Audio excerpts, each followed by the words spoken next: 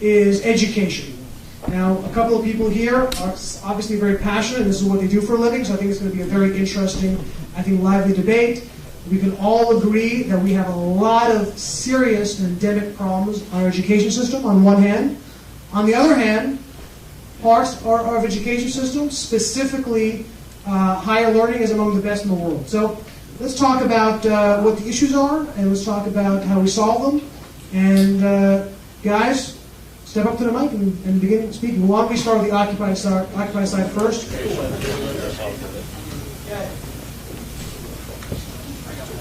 Thank you, sir. Test. Testing. Can you hear me? Yeah. Wonderful.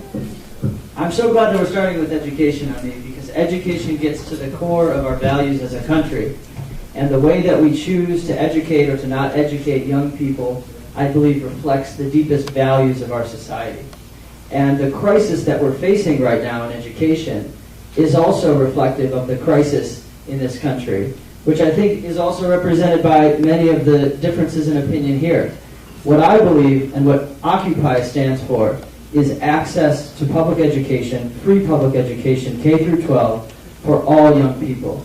It's written into the state constitutions of every state in this union, and it is a fundamental right of our young people to be educated and a responsibility of our country to educate young people.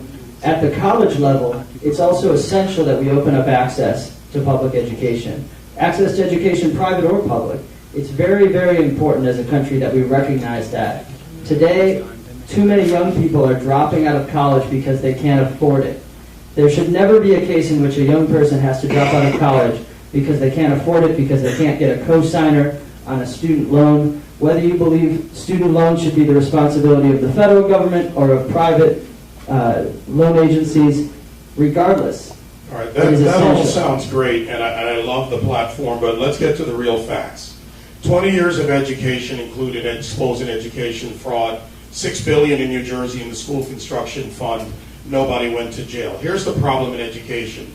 Access exists in the United States. The public school system already has that access. No one is denied education. The problem with education in the United States is the money and the power that has been put into building out a system that has grown from 7 superintendents in Newark, for example, to 53 with staffs that have nothing to do with teachers. And the failure is in the money and the power. Simple examples: Bob Channing, 2009, former general counsel of the NEA. The unions are the problem. In the education union in 2009, Bob Channing talked about the 3.2 million people who give dues so they can advocate for their members, which is fine. I don't have a problem with unions. I have a problem with government unions. But unions that have not focused on education, such as not being able to fill out a 187-page document to fire a teacher. That's how many in some states. So education costs need to be brought down, and we can tackle that through privatization of loans. We went to the Pell Grant system. Look at the curve in education.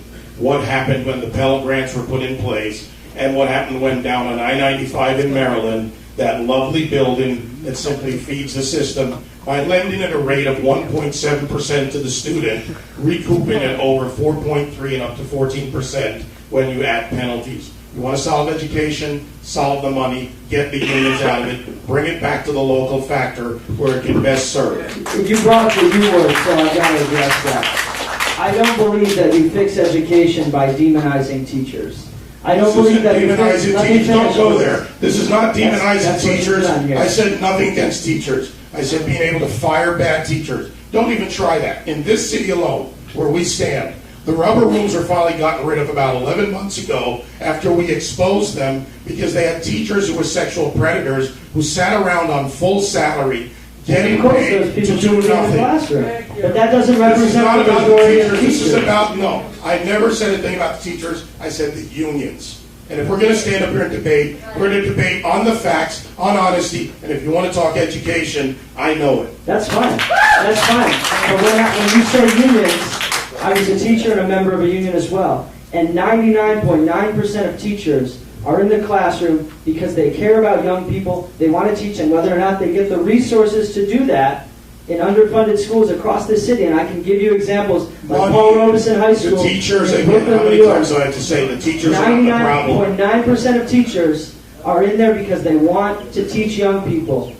And to take away their rights, and we have a teacher right here, and I'm going to give her the mic, who has taught in a charter school, in a non-union school. I want to let her speak about it. Yes, I know that my time is limited, but I have to make some brief statements. Number one, every 9 seconds a high school student drops out in the United States. We are not number one in education in any way, shape, or form. We're actually number 25, 17, and 18 in reading, math, and science, respectively. So I understand what you're saying in terms of rubber rooms, but I think that the issue of education is a lot larger than rubber rooms. Right now, the way that we are teaching inside of a classroom is incongruent with the workforce, that the jobs that you are talking about, which I totally completely agree with, they are not going to be prepared to take those jobs. Because these jobs are about entrepreneurship. They're thinking in ways in which are outside of the box. And these schools are privatized based on test prep to make sure that these students are tested regardless and continually over and over again, so that Pearson and the College Board and all these other corporations make a whole bunch of money. And then Pearson wants to turn around and privatize the GED system. So First of all, let me finish. You're playing the boogeyman game or fail, either way, Pearson is going to be making a lot of money. And it isn't about money. It's about the pursuit of happiness. So I can it's about education, not about pursuit. Let me finish. Issues. It's not about the pursuit of happiness. The pursuit of happiness is lining up in front of a charter school for the luck and the chance to get a good education in America in the 21st century. Okay, but why? Let me ask you a question. Why are they lining up in front of charter schools? Because the public schools have been severely defunded for the past 10, 15 years. No, so they're lining up because of failure. Why don't you support vouchers? Why shouldn't poor children have vouchers? No, actually, that is a good question about vouchers. The NAACP and other institutions have a state and national policy against public school, against voucher systems. Vouchers get away from the issue, which is every school, no matter where it is, should be a high-quality school to make sure that we don't hemorrhage. That all sounds great, but you haven't gone into the real issue here. The real issue is to fix the education system. 17 and 18 right now. The reason that education costs are so high, that I agree this is a problem, is because at my school, the New School for Social Research, the president emeritus of our school, a guy who doesn't even work there anymore, can make $900,000 a year simply for the fact that he used to be the president. This guy is a former Republican senator, guilty of war crimes, martialized-style war crimes in Vietnam.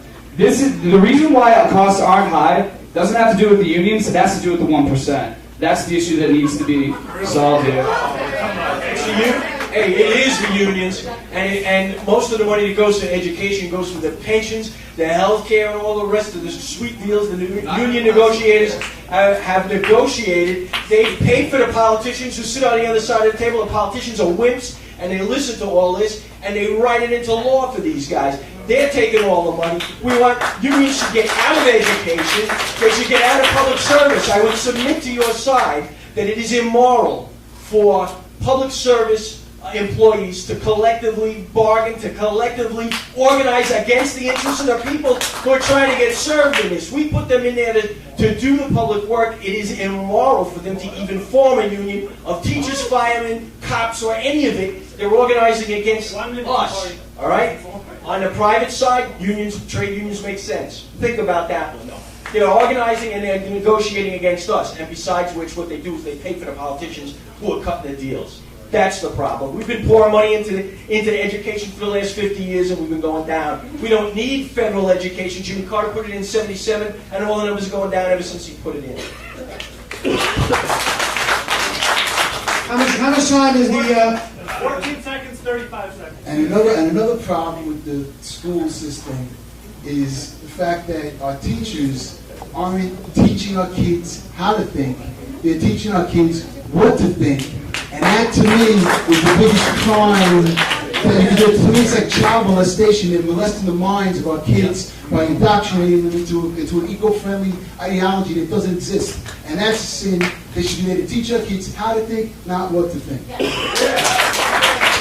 One last thing. They don't even teach children cursive anymore. They show them inconvenience. They don't teach children cursive anymore. Poor children deserve vouchers for the best schools in the country. Poor children deserve vouchers. Tea Party, you are done. You have a last statement, 14 seconds. Okay, in states where there are unionized schools, they have better education results than states with non-unionized schools. And an amazing show of passion for this. Amazing show of passion for this. Another thing that I wish we could. No, we're done. Me likey.